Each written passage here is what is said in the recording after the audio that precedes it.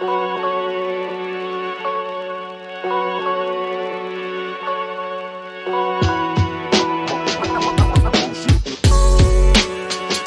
going to be on continuation passing style, also known as CPS, and trampolining in Scala. Depending on where you are in your functional programming journey, you may or may not have heard of these terms. Just in case you're already familiar with these concepts, I still hope that in my slides to come, this is something for you to gain. In case you're not familiar with these terms, don't worry. I'll build towards these concepts from the very basic, from scratch. And hopefully, when I'm done with my presentation, we'll all have a good idea of what CPS is, what trampolining is, and what are the use cases. So, to introduce CPS, I have to start introducing table recursion, and it's one of the most common concepts in functional programming. But just in case there is someone here who's not familiar with table recursion, here's a quick recap.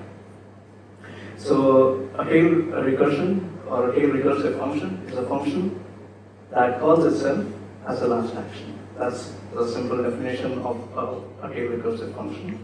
When that happens, it ends up utilizing the same stack frame. As a result, the program is stack safe. And this optimization is done by Scala in compile time.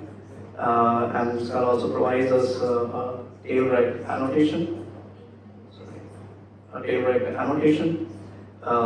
Using which we can assert in that compile time whether in fact the function is tail recursive or not, and hence stack safe or not.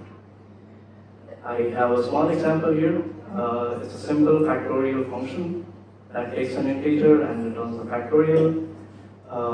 Point to note here is that factorial does call itself, but it's not the last action that it calls. The last action here is actually n multiplied with factorial, right? So although factorial calls itself, it's not in the tail call position, and as a result, this is not optimized by the compiler, and therefore for large numbers, this is going to blow up, and in runtime, we're going to see a stack overflow. If this were to be written as a stack safe function, this is what it would look like. We have an inner loop, and we're using an accumulator to gather a partial result and pass it to the next call of loop. And this is a very common strategy you'll see people using to convert a recursive function into a scaled recursive form. That's by using an accumulator. And as you can see, the tailrec call here, that doesn't complain. You won't get any errors in compile time. And the ID also notifies you here with this loop that this function is in fact tail recursive. In my next slide, I'm going to make a slight modification to this function, and the modification is going to be on this line, and I'll have a follow-up question for you. So what I've done now is I'm calling another function in this line instead of returning the accumulator.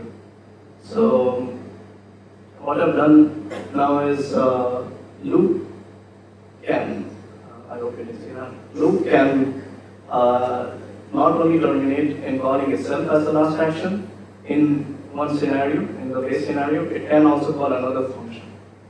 Now the definition of tail recursion, right, that says that loop should end up calling itself as the last action. But what happens if it can also end up calling some other function? Do you think this function is still tail recursive? Will the compiler still optimize this?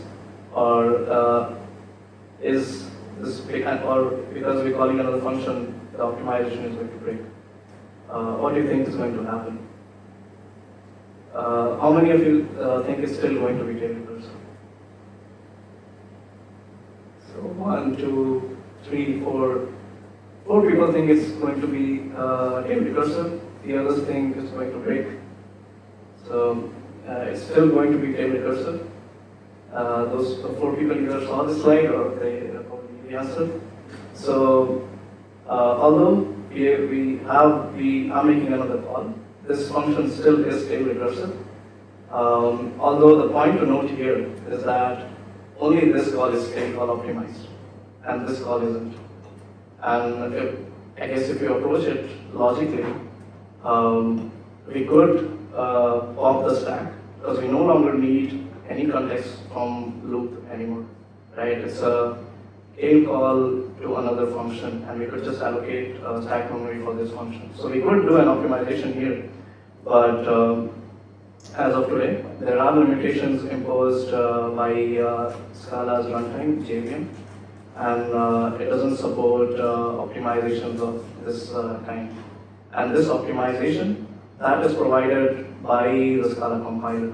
So only when the Scala compiler finds a function terminating in calling itself, it performs this optimization wherein it uses the same stack frame and doesn't keep acquiring stack frames on top of stack frames. So keep this in mind before we move to our next slide. And yeah, like I said, this is a limitation imposed by the Scala runtime. This call is not optimized. And so from this slide onwards, I guess I'm trying to build towards CPS implementation. I know I have not introduced, like I have not even given a formal definition of CPS to you, but I guess as we move along, when you finally see the definition, it will make intuitive sense. So what I have here is 2 very simple functions, ping and pong. Ping takes in an integer called counter and calls pong after decrement with the counter decremented by 1. And then pong calls ping with the counter further decremented by 1, and they keep calling each other until the counter hits 0 and we return a string. Most of you probably can already guess what's going to be the outcome here. We're going to ping pong, and we're going to, as a result, keep acquiring more space in stack, a stack frame on top of stack frame, and for large numbers, you can already guess, you're going to see the stack. So again, so pong ends up calling ping finally, but even then these calls are not tail call optimized, just because we're making a call to another function. Now, like I said, we'll start moving this implementation towards a CPS, towards a continuation passing style approach. And I know I have not introduced, I have not even given a formal definition, but hopefully when we get to it, it will make more sense. So in my next slide, what I have here on screen is a CPS approach of making the program stack safe. So the main change here is this line and this line here. That's the main change that I've made in the program. That's the line we need to focus on. So now, ping no longer calls pong. Instead, it returns an instance of case class pong, right? So it's not calling another function now, but it is giving us information that can take us one step further towards our final result. Right? So it's just telling us that now we need to call pong with counter -1, but doesn't actually make a call to pong. And pong is doing the same. Pong is returning an instance of the case class ping with the counter decremented by 1. So they're both giving us information on how to proceed one step further to get our final result. But what we need now is a function that will make those steps for us. Right? So we have ping returning pong, but we need a function to act on pong. And that's this function here. Right? And this function keeps calling the functions ping and pong, gets the output, acts on the output, and calls play on the output of the previous call again. Right? And this function, as you can see, is tail recursive. Both these calls are tail call optimized because they're both the final calls the last calls that the pay function makes.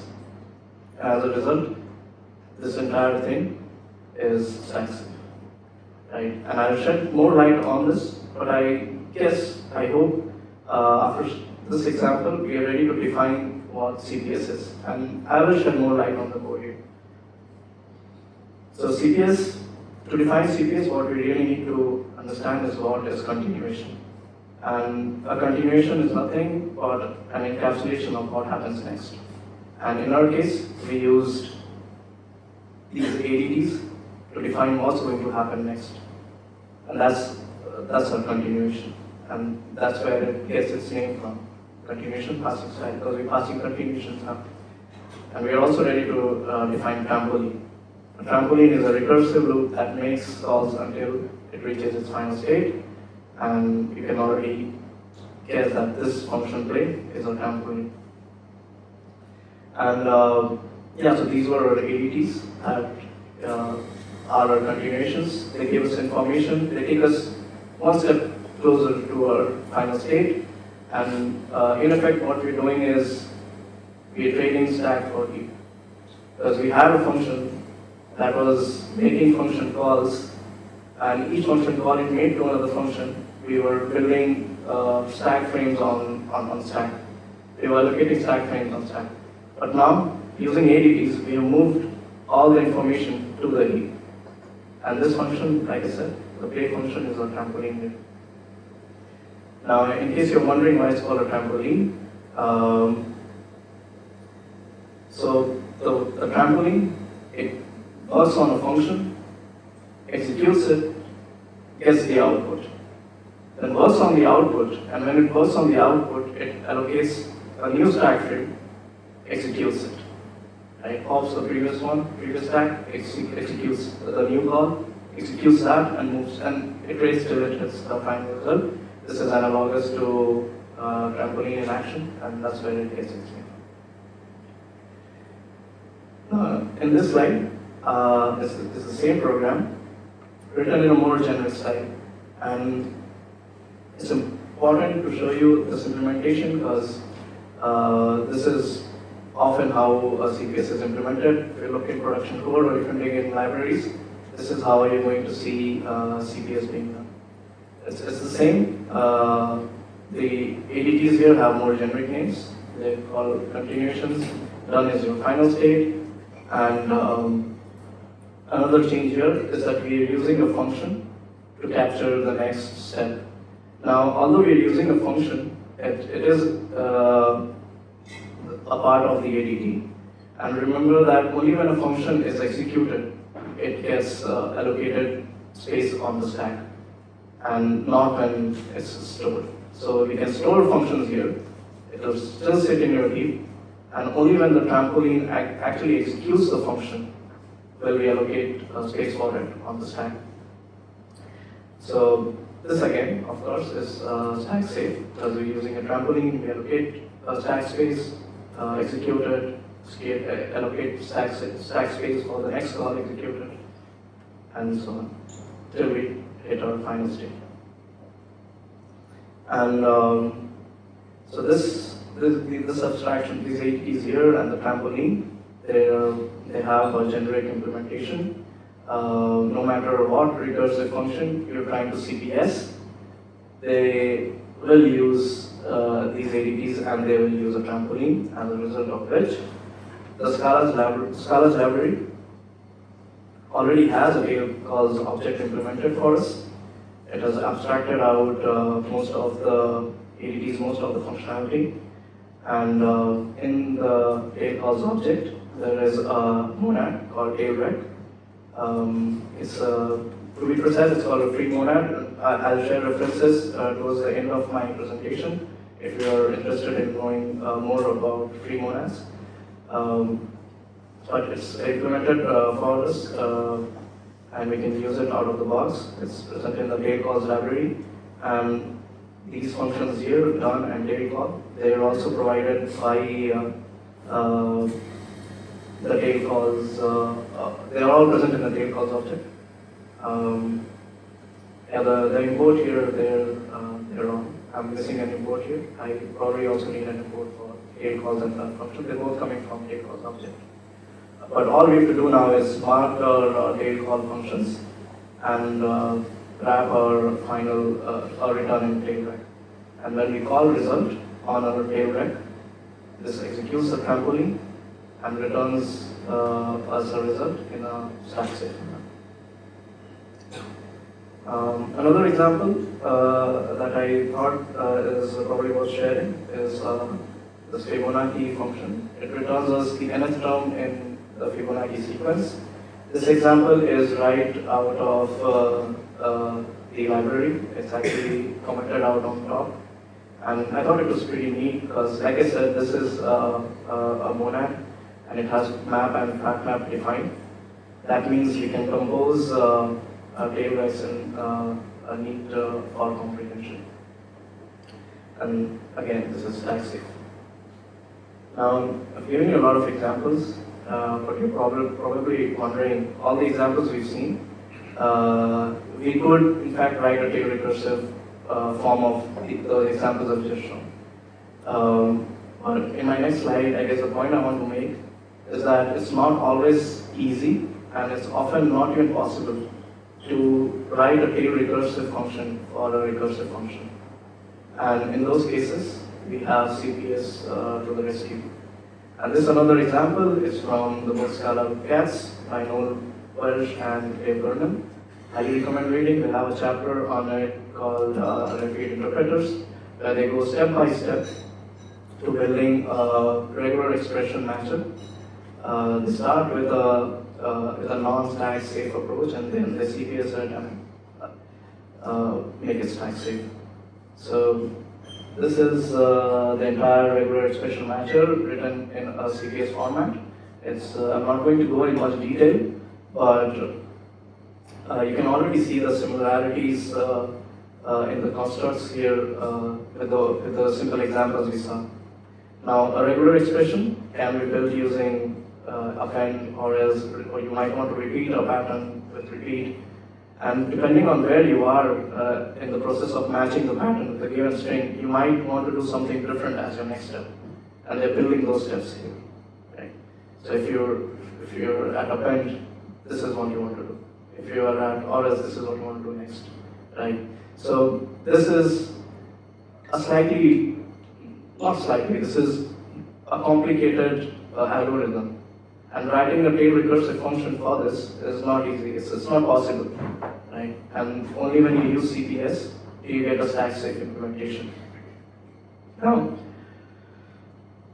so when can we say it's easy to do a tail recursive form for a given function? And these are 2 points that the book makes. The first is when the operation accumulates the results. So we have an associative operator like multiplication or addition, and we can just use an accumulator to pass the partial result to the next call. Or there is no need of storing anything besides the partial result. And if there is no need for storing anything besides the partial result, like I said, you can just pass it to the next call and you're done. And this implies that you're using a single operation. Because when multiple operations come in picture, then you not only have to store the partial state, you also need to know what operation you're going to do next. With all these complications coming in, tail recursion becomes difficult or impossible. And that's when we use CPS. Now there are advantages, of course, for CPS. There are some disadvantages too. And one major disadvantage is that it's slower than its stack counterparts. Because remember, we're now creating a stack for heap. The heap is a more complicated memory management system, so a lot of overhead comes from that. And the second point, it's not very easy to follow compared to your traditional tail call functions. But this is, I don't know, if you're an experienced developer, you might find it easy. But compared to tail recursive functions, a CPS style might not be very easy to read. But again, we are only using CPS for complex problems, remember. Advantages, of course, any recursive function can be CPS. That's a good advantage. And the next one, very obvious, no stack overflows, right? I think that's a huge advantage. And yeah, I guess this was my last slide here. I'm happy to share some references with you if you're interested in further reading.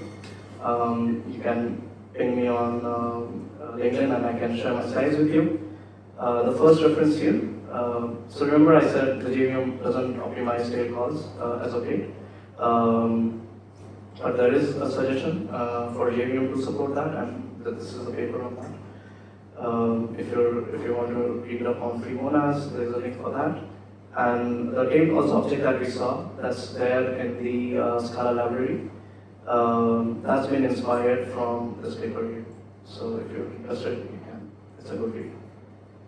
And yeah, I guess that's my talk for today. Thanks for listening. Before I move to Adam's talk, I would like to open the floor for any questions, if there are any.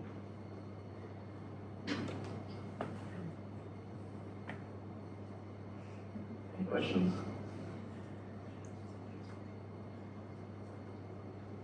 Okay.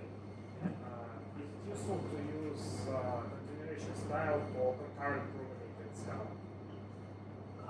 Of course, yeah. Okay. Yeah.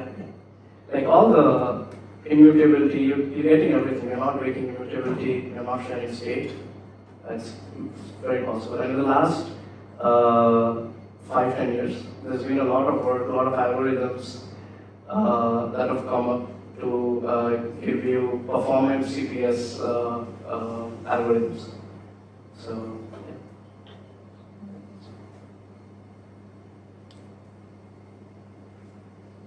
Cool. Thank you.